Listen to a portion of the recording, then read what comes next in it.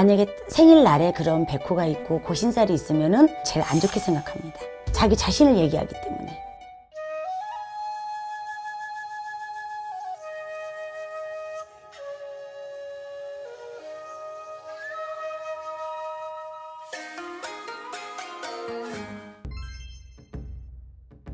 그래서 혼인 주당살이라고 안 가야 될 곳을 갔다 왔다든지, 그래서 이제 그걸 보고 혼인 주당살이라고 하거든요. 근데 결혼식 날짜를 잡았다고 전부 다 혼인 주당살이 오는 건 아니에요. 그 해에 시집 장가를 안 가야 되는 분이 결혼식을 잡고 어디를 갔다 왔다든지 그런 건 뭐 백발백중이에요.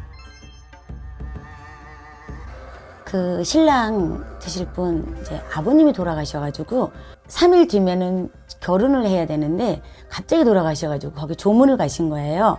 조문을 갔다가 집에 오면서 사고 당해가지고 잘못되신 경우.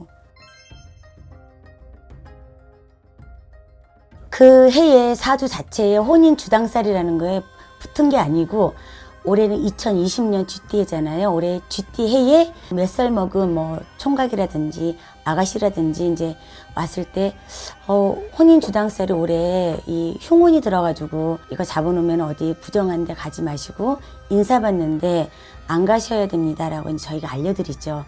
그때는 안 가셔야 됩니다. 그건 사주에 있습니다. 년, 월, 일, 시가 있고 사주 자체에 나와 있고, 또 그 해에 고신살 그런 또 해운년이 들어올 수도 있는데, 가장 큰 틀은 자기 사주 자체에 있는 거를 저 같은 경우는 한 90% 정도 보고 감정을 하고 있거든요. 팔자에 있잖아요. 여자 복이 없다, 남자 복이 없다, 관운이 없다, 재복이 없다. 이제 남자한테는 관하고 이제 재는 여자로 보거든요. 그게 없는 거는 여자가 없는 거예요. 그래서 혼자 독신으로 살아가야 할 팔자라는 게 있는데, 그런 분들을 두고 이제 우리가 고신살이라고 하고 호래비살이라고 하거든요. 과숙살. 팔자에 없는 거를 가졌을 때 어찌됐든 간에 뭐 결혼을 하기는 했어요. 근데 그 결혼 생활이 평탄치가 못한 거죠. 예를 들어서 3년 안에 질병으로 인해서도 돌아가실 수도 있고, 사고로 인해서 그럴 수도 있고, 절에 가서 이제 뭐 스님 이런 이제 종교적인 일을 하셔야 될 분이 보통 호래비로 이제 사셔야 되는 팔자예요.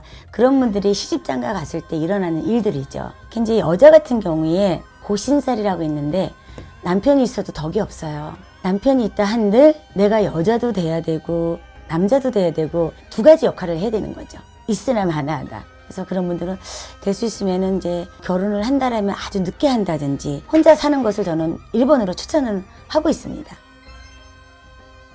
한 40% 정도? 첫 번째는 호래비로 사셔야 될 팔자, 또 과부로 될 확률이 많은 사람들은 결혼을 했는데 신랑이 남편이 일찍 죽었어. 그럼 여자 같은 경우는 그러거든요. 함부로 고무신 까꾸로 신지 말라고. 그것은 결혼을 또 한 번 해도 역시 그분이 돌아가실 확률이 크다는 얘기예요. 그래서 그런 분은 첫 번째는 결혼을 좀 늦게 한다든지, 늦게 하면은 뭐 제가 보는 결혼을 늦게 한다는 거는 30대 중후반대를 얘기합니다.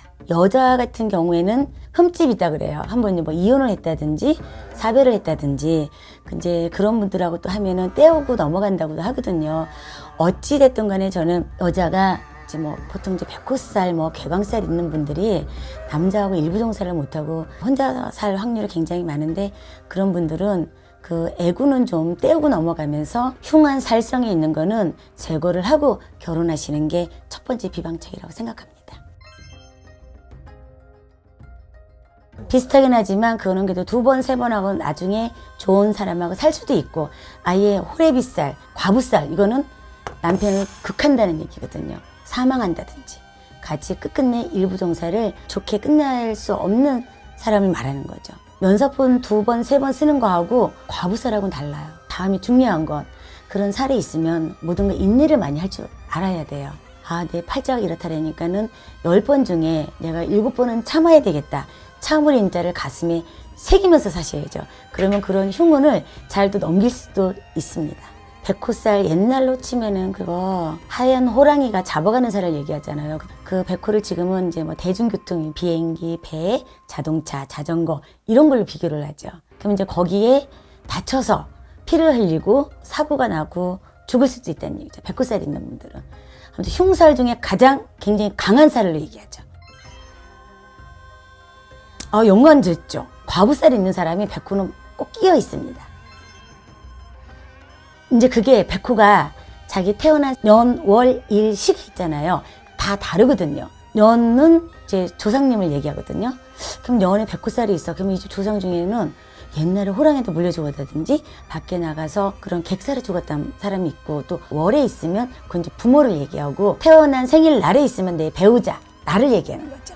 시에 있으면 나의 말년에 그런 일이 있을 수도 있고 자식의 그런 일이 있을 수도 있고요. 흉살이 좀 약하게 있긴 있는데 잘 넘어갈 것 같습니다.